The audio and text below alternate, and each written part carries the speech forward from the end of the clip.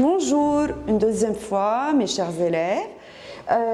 Nous allons continuer encore à travailler les deux paragraphes dans ce texte, je vous rappelle, vu son importance. Dans la dernière séance, on a parlé de l'opposition entre le poète engagé et le poète non engagé et comment Victor Hugo il a cherché à tracer, si vous voulez, le profil du poète engagé en l'opposant au poète non engagé. Bon, ici, il adopte un ton plus élevé en s'adressant à ce poète qui ne cherche que la gratuité. Encore une fois, il commence par que l'étoile qui est dans cet œil pleure une larme et que cette larme soit la larme humaine. Alors là, il a évoqué la larme. Quel est le rôle de la larme ici? Vous savez que le poète, c'est une personne qui a une effusion de sentiments. Le poète a une effusion de sentiments. C'est une personne émotionnelle qui réagit émotionnellement devant n'importe quelle situation. Et d'habitude, les poètes cherchent à se lamenter, si vous voulez, à se plaindre, à exprimer une douleur, une souffrance dans leur poème. Soit l'échec d'une relation d'amour, soit une déception dans la vie, et on en a plein d'exemples à citer, surtout lorsqu'il évoque des souvenirs. Je vous donne quelques exemples. Même Victor Hugo, quand il a parlé dans le recueil poétique, là vous pouvez prendre cet exemple dans vos productions, quand il a parlé dans son recueil poétique Les Contemplations, lorsqu'il a évoqué la mort de sa jeune fille Léopoldine, sa fille âgée de 18 ans, qui a été une jeune mariée, et une fois elle est passée pour aller vivre avec son mari, elle est décédée lors d'une sortie avec son mari à une rivière, elle s'est noyée et elle est morte. Alors, à cet événement, à cet incident, Victor Hugo a été choqué et sans doute il a exprimé ses sentiments envers la perte de sa jeune fille. Et il a écrit son poème le plus célèbre dans ce recueil poétique Les Contemplations, Demain dès l'aube. Je vous donne une petite idée, en disant, il a commencé à dire « Demain dès l'aube, à l'heure où blanchit la campagne, j'irai te voir. » Donc, dans ces vers-là, il exprime encore une fois son désir d'aller rencontrer sa fille, bien qu'il sache et qu'il soit bien conscient que sa fille a été morte. Mais il dénie cette vérité parce que il aborde les sujets émotionnellement. Bon, je reprends un petit peu l'emploi du mot larme. D'accord? Que l'étoile qui est dans cet œil pleure une larme et que cette larme soit la larme humaine. La répétition, ici il y a une répétition du mot larme à 3 reprises, 3 fois, et cela connote quelque chose de très important, c'est l'expression des sentiments. Donc, ici pour Victor Hugo, le fait d'écrire un poète, que ce soit du point de vue humain, du côté humain. Donc, l'expression doit être au service de l'humanité. Il ne suffit pas de se lamenter. Pour une déception amoureuse, bon, il est bien d'exprimer la déception, mais quand même, il faut qu'on écrive pour le bien de l'humanité. Je peux vous donner encore des exemples. Par exemple, Paul Éluard, il a fait la description de sa bien-aimée, les yeux de sa bien-aimée, les yeux d'Elsa. Un poème très célèbre et très connu, et dans ce poème, il a exprimé tous ses sentiments envers son bien-aimé et comment il l'a perdu. Et bien encore d'autres exemples. Mais lorsque je m'arrête à des poèmes qui visent l'humanité, comme par exemple le poème qui a écrit l'hymne national, la Marseillaise, ou bien, je donne un exemple de nos poètes arabes, Mahmoud Darwish, lorsqu'il a écrit des poèmes pour la cause palestinienne, pour défendre les droits des Palestiniens. Et à chaque fois, il évoque la souffrance et la torture du peuple palestinien face à une tyrannie, à une oppression. Là, c'est émouvant. Là, il écrit pour l'humanité. Dans les deux cas, on verse des larmes. Mais la larme versée est complètement différente l'une de l'autre. La première est versée pour une cause personnelle, pour une affaire personnelle, pour une déception qui ne m'intéresse pas peut-être, ou bien ça m'intéresse entre guillemets dans le fait où je fais une identification avec ce poète ou bien ce locuteur, mais ça reste sur le plan, si vous voulez, plutôt au niveau personnel. Mais lorsque je lis un poème qui s'adresse à toute l'humanité, c'est autre chose. Lorsque, dans ce poème, je vois ou bien je touche vraiment la souffrance de ce peuple qui est complètement opprimé, qui subit l'oppression et qui vit dans des conditions extrêmement pénibles, là, je verse une larme pour une cause beaucoup plus humanitaire. Je continue. Là, on s'arrête, soit larme humaine. Aussi humain et surhumain.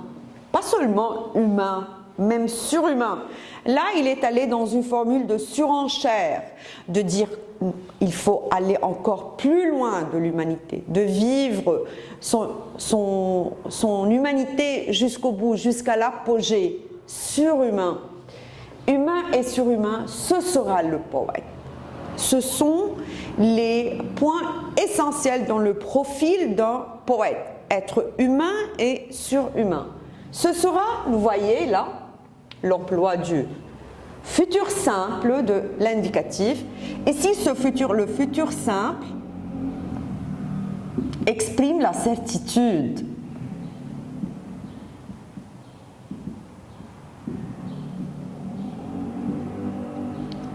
L'emploi de ce futur simple révèle ici le degré de certitude de Victor Hugo.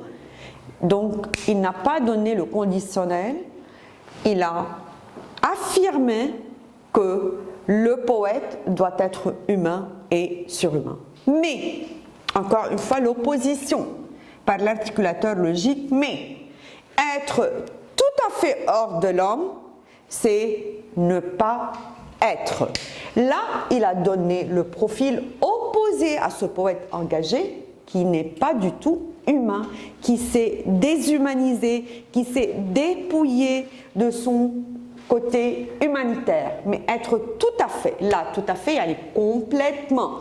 Pourquoi il a utilisé l'expression tout à fait? Parce que dans le paragraphe précédent, on a parlé que Victor Hugo a fait une adhésion partielle au point de vue opposé, c'est que il ne peut pas nier le fait que le poète a besoin d'exprimer des sentiments.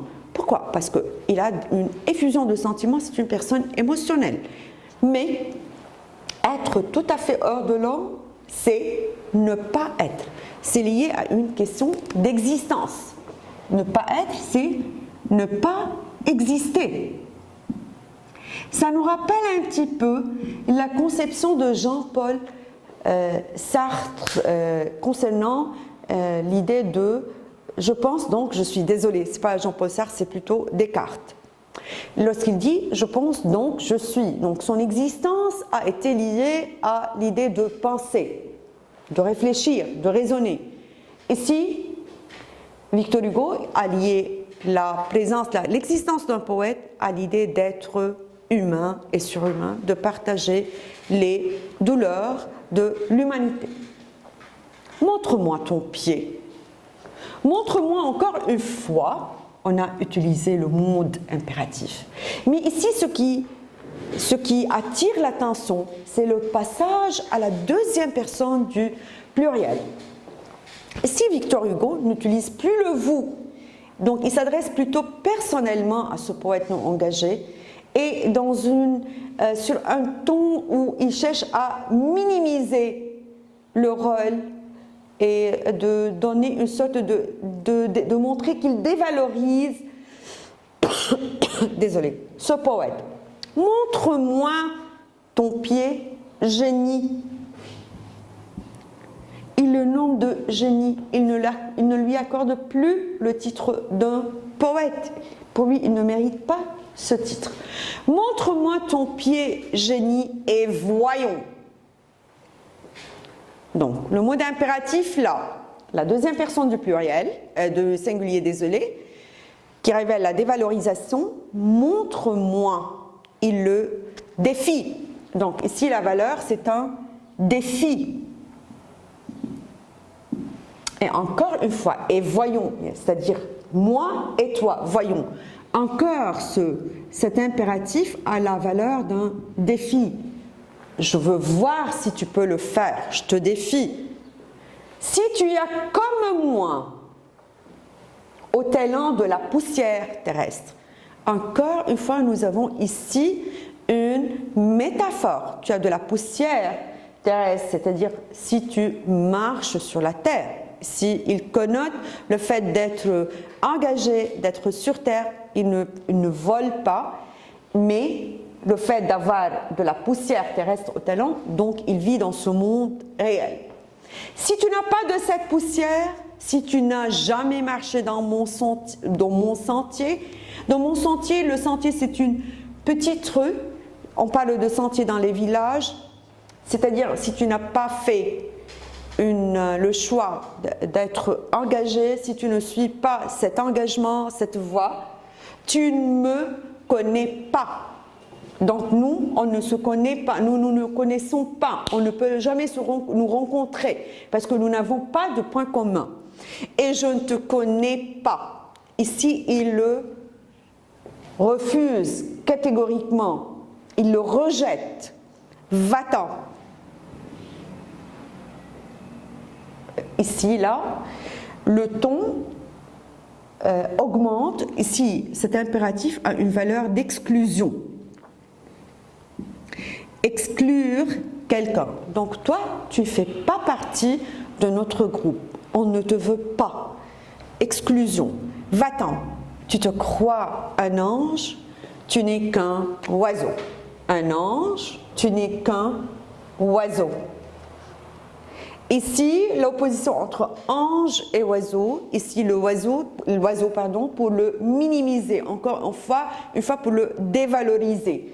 Donc, l'emploi de cette expression-là, ça rejoint un petit peu l'idée « tu n'es qu'un oiseau », génie, ça révèle une tonalité ironique.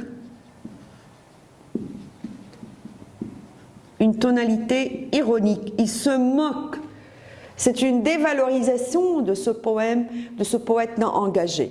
Cette tonalité ironique est amplifiée, une tonalité ironique amplifiée par le mode impératif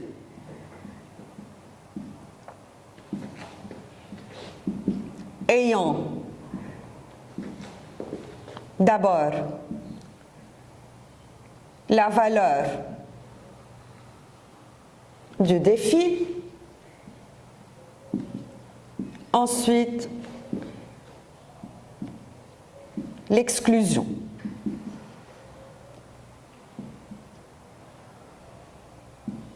D'accord? Et le maximum là est exprimé par l'emploi de la deuxième personne parce que ça montre qu'il y a un manque de respect envers l'autre.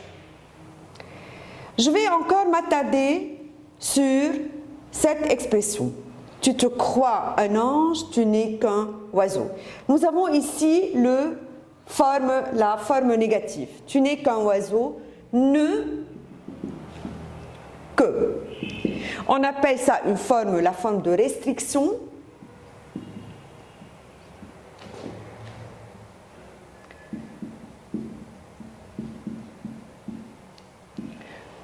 Pour, encore une fois, minimiser le rôle de ce poète engagé.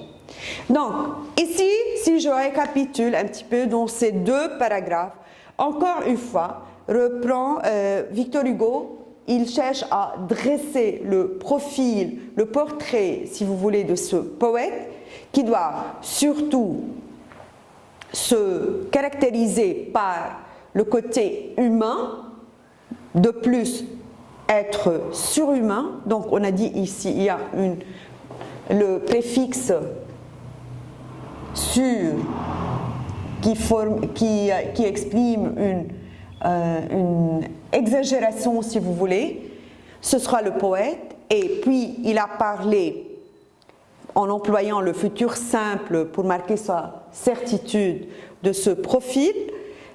Montre-moi, et en s'adressant à ce poète-là, non engagé, et puis il va à la fin pour arriver, il continue dans un sens ascendant, si vous voulez, pour arriver ici à lui dire va-t'en, pour l'exclure, et c'est l'apogée de son point de vue, si vous voulez. Il exprime son point de vue ici clairement et nettement. Et pour terminer, à dire que ce n'est qu'un oiseau, donc il ne fait pas partie de ces poètes. Vous voyez encore ici, je vais m'attarder sur la récurrence de l'emploi de si. Si. Ici, l'emploi de si marque la condition. Il énumère les conditions concernant ce profil. Il doit avoir du talon de la poussière terrestre. Dans le cas où il n'a pas de cette poussière, c'est-à-dire il a choisi une voie erronée. En plus, si vous voyez, il s'est comparé directement. Tu as comme moi ici la comparaison directe. Ici, il y a une comparaison directe entre ces deux, si vous voulez, opposants, ces deux interlocuteurs qui s'opposent ici. Tu n'as jamais marché dans mon sentier, tu ne me connais pas et je ne te connais pas. Tu ne me connais pas et je ne te connais pas. Tout simplement, il aurait pu dire on ne se connaît pas. Mais ici, encore une fois, nous avons un parallélisme. Si vous voyez la construction de la proposition, tu ne me connais pas et je ne te connais pas, le fait de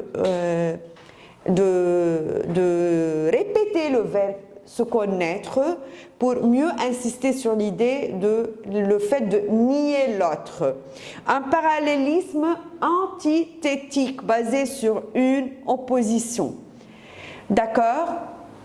Donc vous voyez encore une fois le parallélisme antithétique qui abonde dans ce texte, parce que tout le texte, on a dit et je reprends, est basé sur une opposition. Voilà pour ces deux paragraphes-là, je termine ici. Je vais vous dire une chose concernant le dernier paragraphe, je ne vais pas m'attarder à l'expliquer parce que vous allez être capable de le déduire parce qu'il s'agit d'une récapitulation de toutes les idées avancées dans le texte. Bon, voilà notre texte. C'est un texte, je vous rappelle, qui est d'une importance remarquable, que vous devez travailler profondément. Et concernant les questions, vous allez être capable de les aborder tout seul. Je vais vous envoyer les questions à travailler et puis je vais vous envoyer la correction. Pour les réponses, n'ayez pas peur, étant donné que toute l'explication a été faite ici de façon profonde et très minime, vous allez être capable de répondre à ces questions. Et concernant les remarques ou bien la façon d'y répondre, je vais vous les envoyer via eSchool ou bien sur WhatsApp. On verra. Et merci pour aujourd'hui.